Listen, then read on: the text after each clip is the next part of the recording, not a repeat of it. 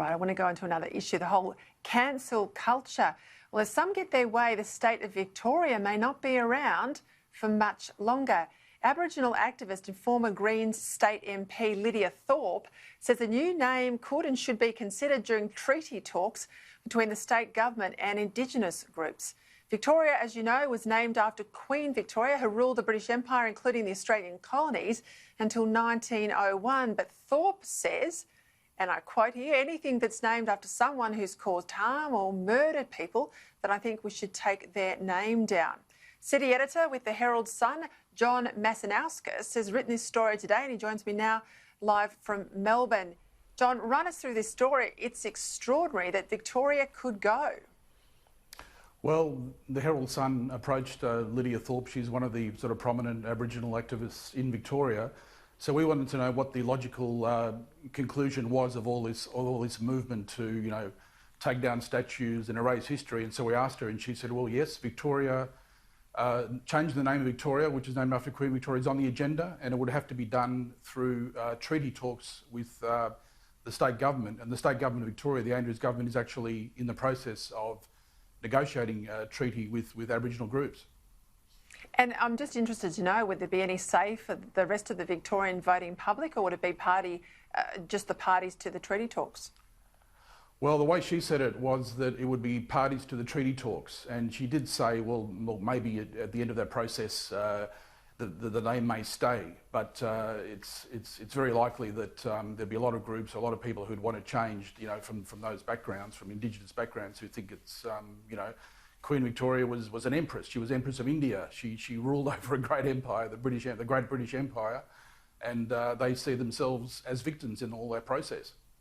Thorpe is going to run for the vacant Victorian Greens seat. Do you think this will be something she runs on as a campaign cause? Oh, look, definitely. She's made Indigenous affairs a big part of her campaigning in the past. She was a sort of an inner Melbourne Greens MP. Now she's going to be running for the seat left vacant by Richard Di Natale. And obviously the Black Lives Movement protest has brought all this into relief. So there's no doubt that she will make this a huge issue when she runs for this Senate seat. Yes.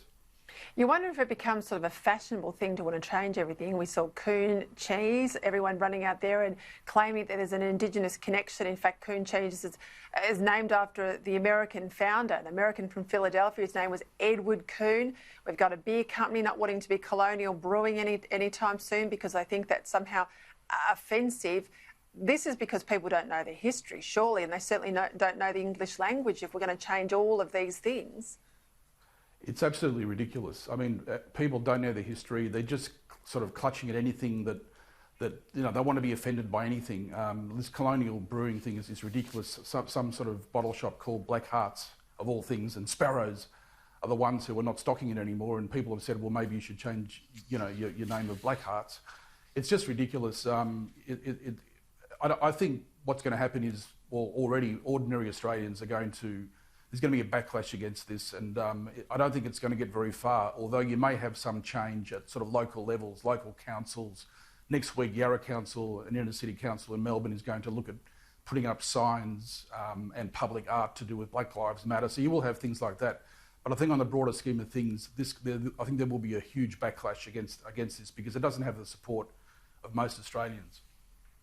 That will be if they ask the voters, though, John. As we know, with a lot of this stuff, it gets ran through the parliament or it's done without any recourse to the Victorian or the Australian public. John Masanauskas, thank you very much for your time. Thank you.